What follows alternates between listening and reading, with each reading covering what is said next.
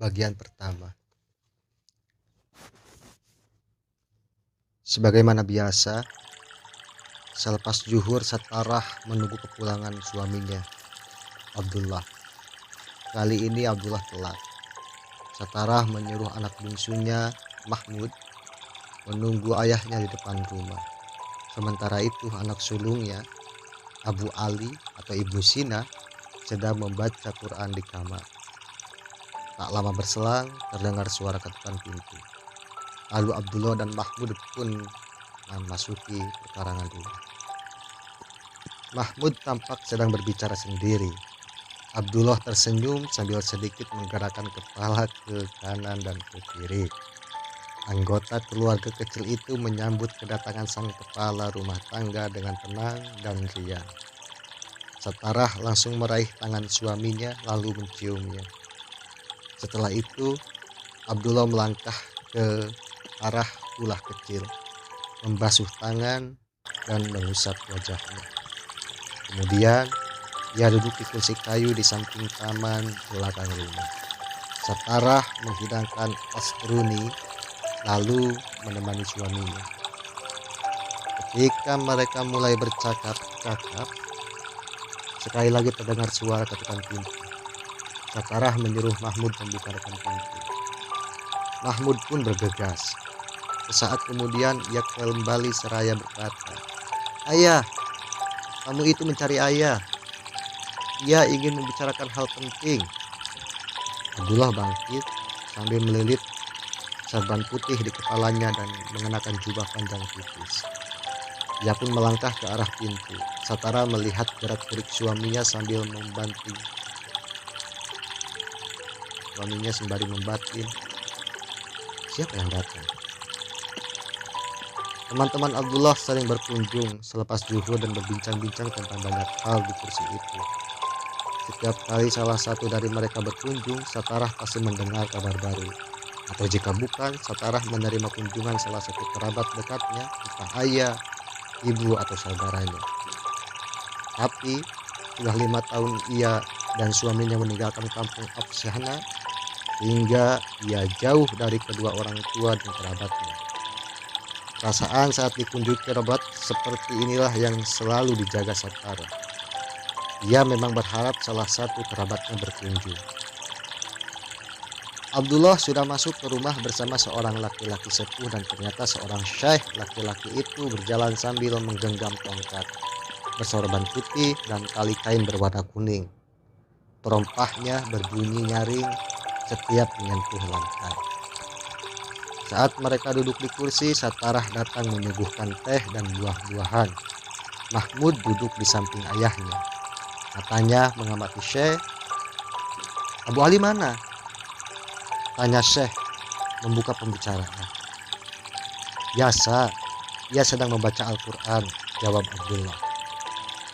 Seperti mendengar kabar gembira, sang Syekh tersenyum bangga. "Putra Anda memang cerdas," kata Syekh itu sambil menatap Abdullah.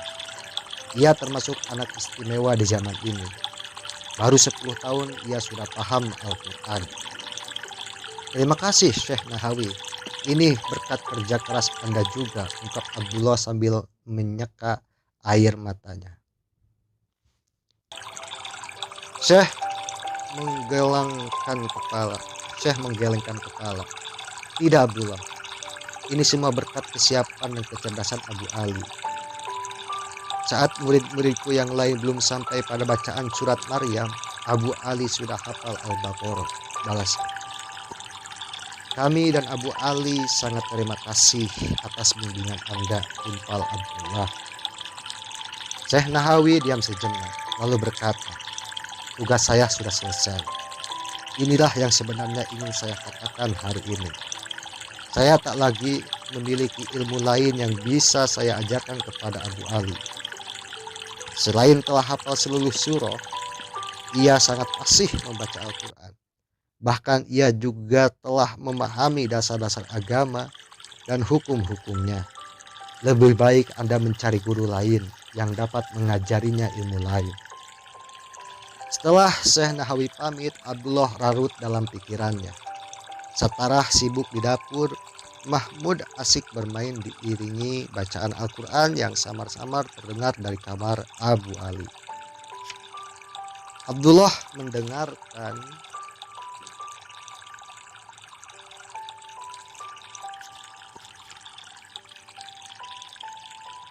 Abdullah mengedarkan pandangannya ke langit-langit rumah, lalu di kamar dan taman, lalu ke kamar dan ke taman.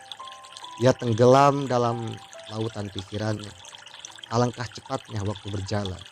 5 tahun sudah ia dan keluarganya pindah dari Afsh sana ke Bukhara. Pada 1 bulan purnama, ia mampu membeli rumah baru yang ditempatinya hingga saat ini. Ia dapat pekerjaan terhormat di pemerintahan Nuh Ibnu Mansur As-Samani. Ya, persis seperti saat ini, musim panas, di atas kursi yang sama 5 tahun yang lalu ia duduk ditemani istrinya. Ketika itu Mahmud masih digendongan dan usia Abu Ali seperti usia Mahmud sekarang. Dari dahulu sampai sekarang ekonomi keluarga itu sedang-sedang saja. Suatu hari pada masa itu, sembari menikmati teh hangat, Abdullah dan Satarah tengah berbincang. Abdullah mengamati rumah baru dan taman hijaunya. Ia menadahkan kedua tangannya ke langit. Tuhanku, aku haturkan ribu rasa syukurku kepadamu. Melihat tingkah suaminya, Satarah tertawa kecil dan menimpali suaminya. Aku tidak menyangka kehidupan kita menjadi lebih baik di Bukhara secepat ini. Alhamdulillah, Allah memberi kita karunia-Nya. Kita sudah mampu membeli rumah baru. Kau juga dapat pekerjaan terhormat. Abdullah kembali mengadah, Tuhanku, aku bersyukur kepadamu. Aku tahu jika bukan karena bantuan dan anugerahmu, tak ada sesuatu yang bisa tercapai. Aku bersyukur kepadamu. Satarah kembali tertawa ringan. Saat-saat seperti ini, kamu seperti anak kecil, katanya. Aku khawatir limpahan nikmatnya kepadaku akan lenyap jika aku tidak bersyukur, kata Abdullah. Lihatlah, aku punya istri cantik, baik hati, dan salehah sepertimu. Anak-anak yang sehat, rumah baru, dan kedudukan yang terhormat di mata banyak orang. Apalagi yang kubutuhkan yang melebihi ini semua? Satarah tampak seperti orang yang baru saja teringat sesuatu. Ia langsung berkata, benar Abdullah, anak kita sudah besar, umurnya 5 tahun. Apakah tidak janggal bila di usia sekarang ia tidak punya aktivitas yang bermanfaat? Abdullah langsung berpikir tentang aktivitas yang sekiranya dapat menyibukkan putranya. Kemudian ia teringat pada Syekh Nahawi.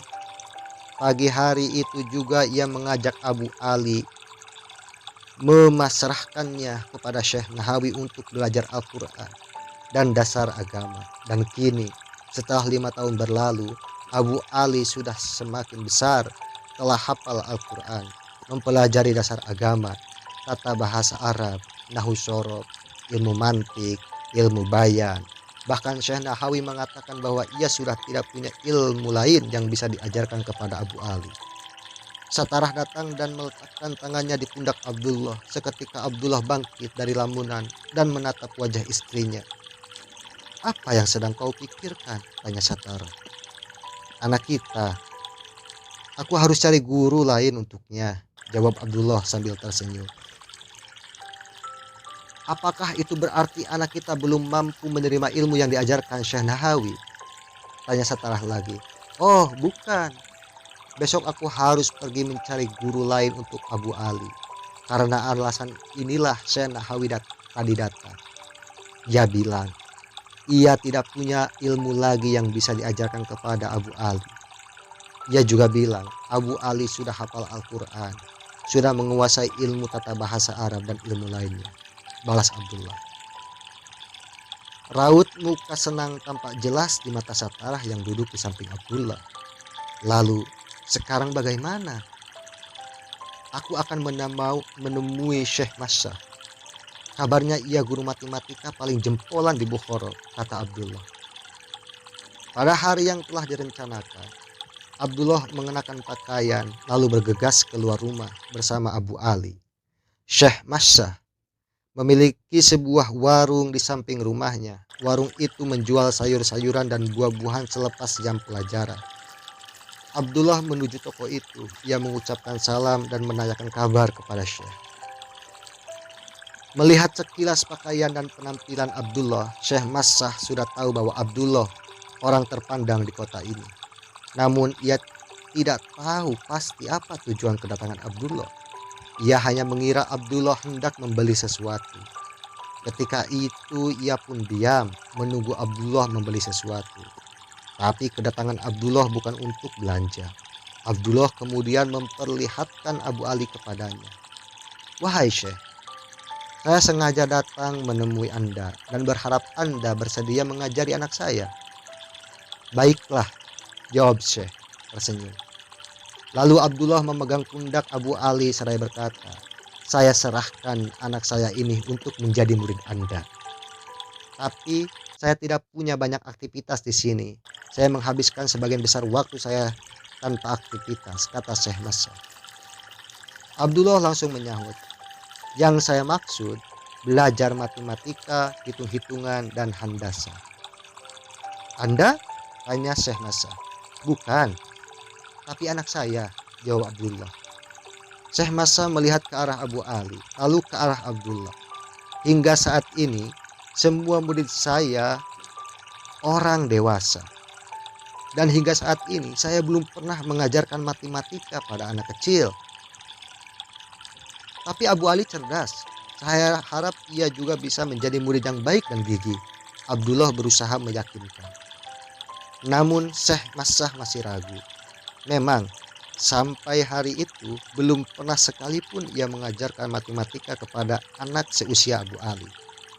Sekonyong-konyong datang seorang anak kecil yang langsung menarik tangan Syekh Masyah. Ayah, ibu meminta api bara. Perapian di rumah sudah mati. Syekh Masyah memeriksa tungku di sudut warung. Di atas tungku dan di samping bara api ada panci tempat teh dan panci berisi air yang sedang mendidih. Syekh Masyah melihat sekeliling, mencari wadah yang bisa dia gunakan untuk menaruh bara api. Tapi ia tidak menemukan apa-apa. Lalu ia berkata kepada anaknya, kenapa engkau datang dengan tangan kosong? Mengapa kamu tidak bisa membawa wadah sekalian? Apa kamu tidak tahu bahwa untuk membawa bara api diperlukan wadah yang tahan api? Syekh masih bingung mencari-cari wadah di dalam warungnya. Meskipun akhirnya ia tidak menemukan apa-apa. Saat itulah Abu Ali mengeluarkan kata-kata yang ditujukan kepada Syekh Masyah. Mungkin bisa dicoba dengan cara lain? Misalnya, tanya Syekh. Abu Ali menggandeng tangan anak Syekh Masyah dan menuntunnya ke arah tungku. Bentangkan dan dempetkanlah kedua telapak tanganmu, kata Abu Ali. Anak itu pun mengikuti kata-kata Abu Ali. Sesaat kemudian Abu Ali mengambil segenggam pasir dan menaruhnya di atas telapak tangan anak itu. Kemudian ia mendekat ke arah Syekh Masyah. Sekarang taruhlah satu bara api di atas pasir yang dibawa anak Anda ini, agar ia bisa membawanya ke dalam rumah.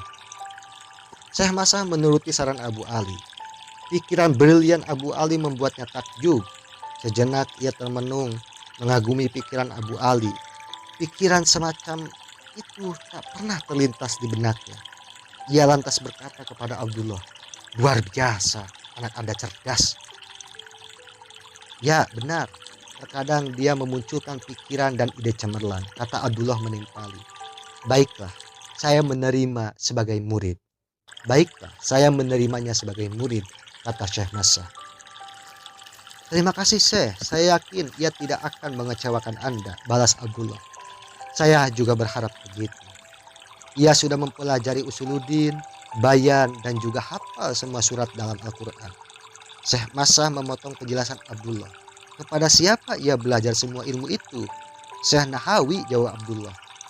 Syekh Masyah berpikir sejenak. Kini ia menyadari bahwa anak yang sedang berdiri di hadapannya bukanlah bocah biasa.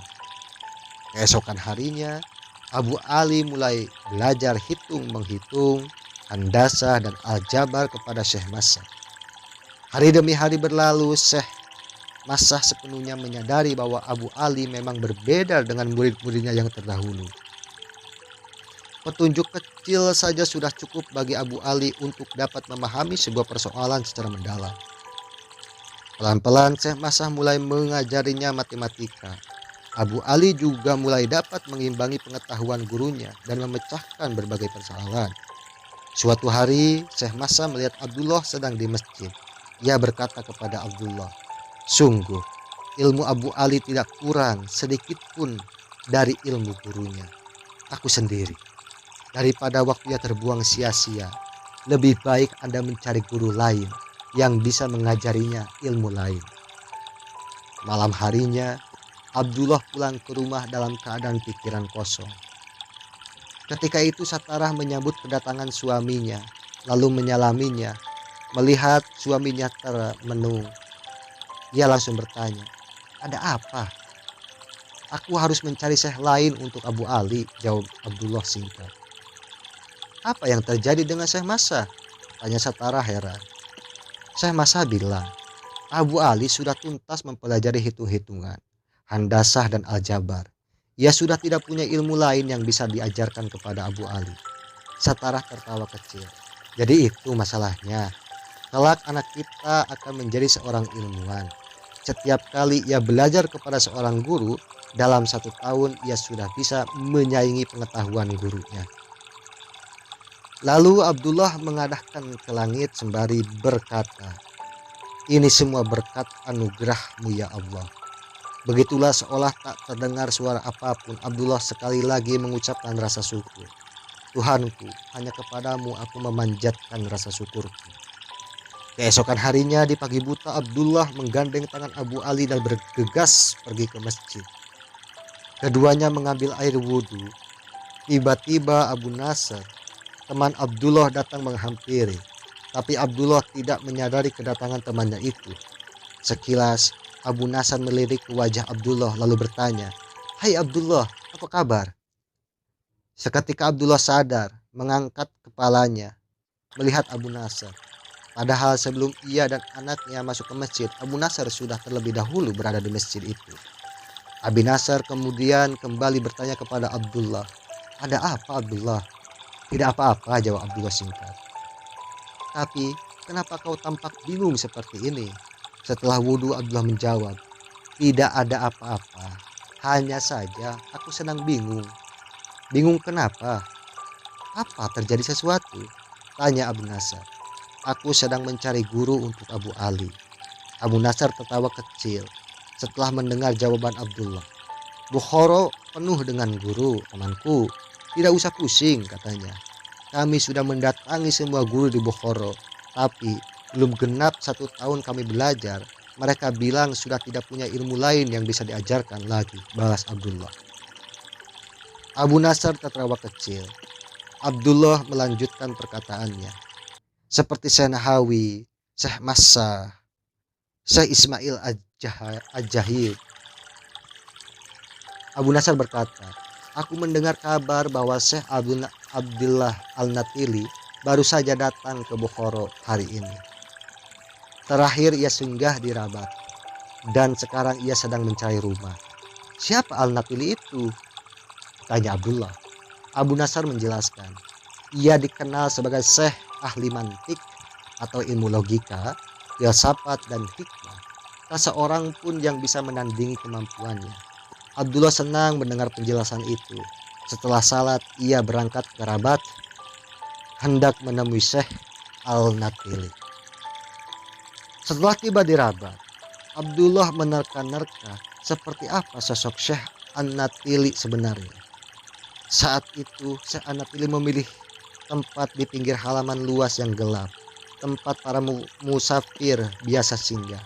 Di salah satu tempat yang diterangi lampu seadanya, yang cahaya kuningnya menyebar di dinding dari kain. Syekh sedang berbaring persis di depan tenda warna putih, sementara untanya terlelap tak jauh dari tempat ia berbaring. Abdullah berjalan pelan ke arah tenda hingga beberapa langkah. Laki-laki yang jenggot panjangnya sudah putih, Syekh Anatili, mendadak bangun dari pembaringannya dan bergegas melangkah ke arahnya, ke arah untanya. Syekh Anatili berhenti sejenak, lalu meraih kantong pembekalan dan yang tergeletak di lantai tanah, yang pada saat bepergian biasa diselempangkan di punggung unta. Syekh Anatili masih mencari sesuatu di kantong itu saat Abdullah tiba-tiba sudah berdiri di sampingnya sembari mengucapkan salam.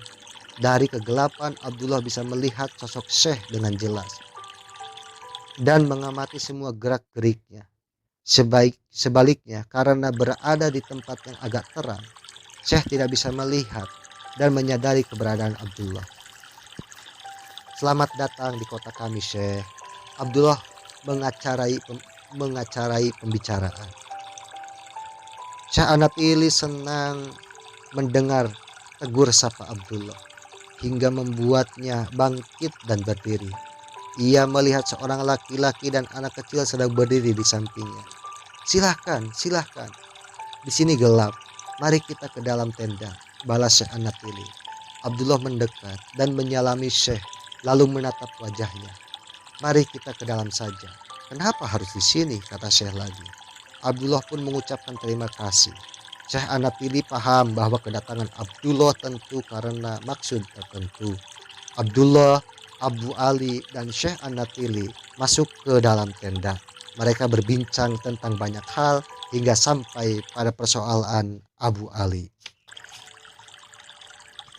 Abdullah menyewakan sebuah rumah untuk Syekh Anatili yang letaknya tidak jauh dari rumahnya, agar Abu Ali bisa menimba ilmu pada Syekh itu kapan saja.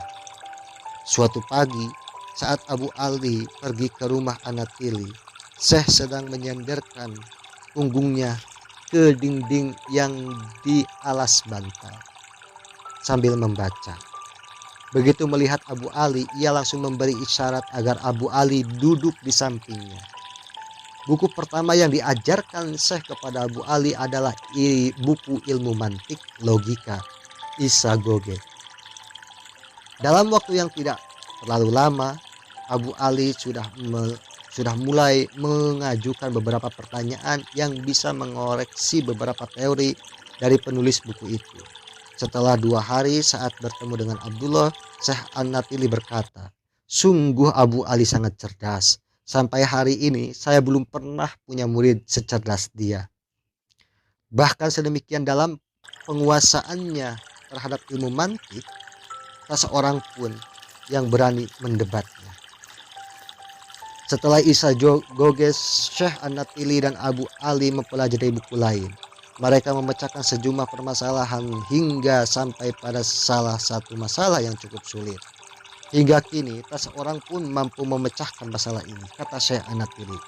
Tapi Abu Ali setelah berkonsentrasi dan berpikir sejenak mampu memecahkan masalah tersebut.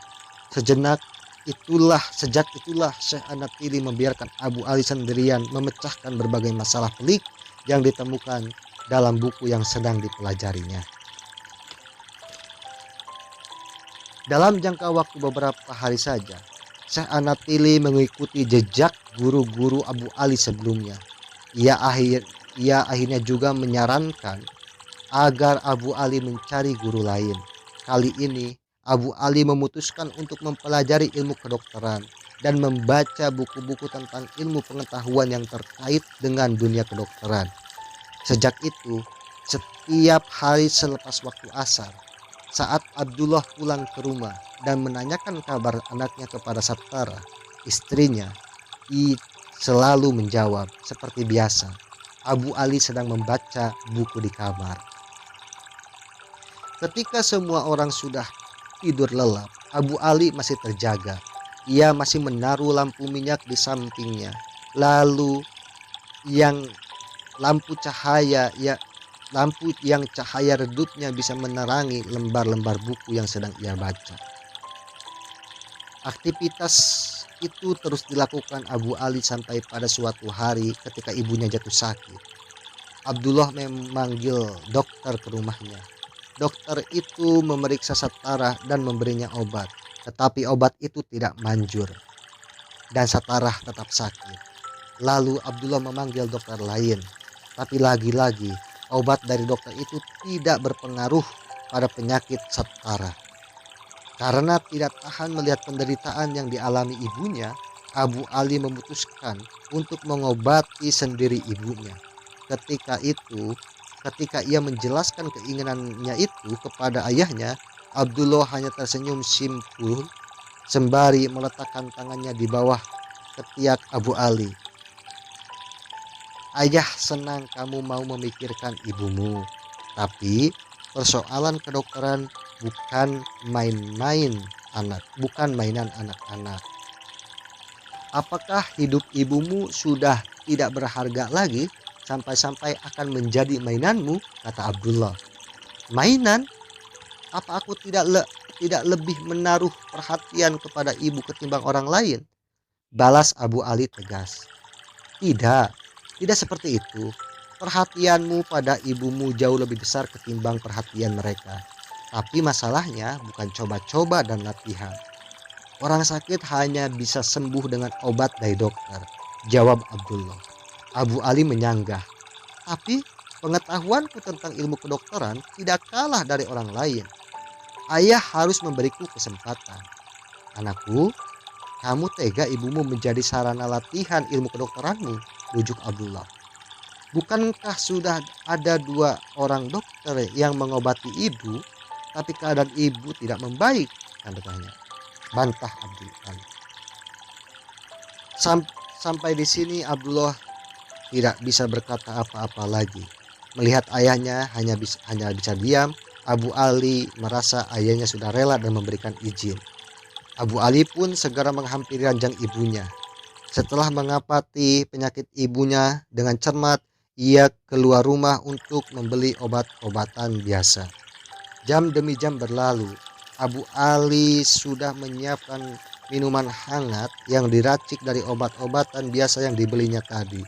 Tengah malam panas ibunya mulai turun. Satarah sudah bisa bangkit dari ranjang. Kemudian ia duduk dan bercakap-cakap sebentar dengan Abdullah dan Abu Ali. Pagi panas badan Satarah sudah hilang total. Sampai-sampai ia lapar. Abu Ali menyiapkan makanan dan menghidangkannya untuk ibunya. Suatu hari kemudian Satarah pulih dari seperti sedia kala. Ia mampu bangkit dari ranjang dan berjalan.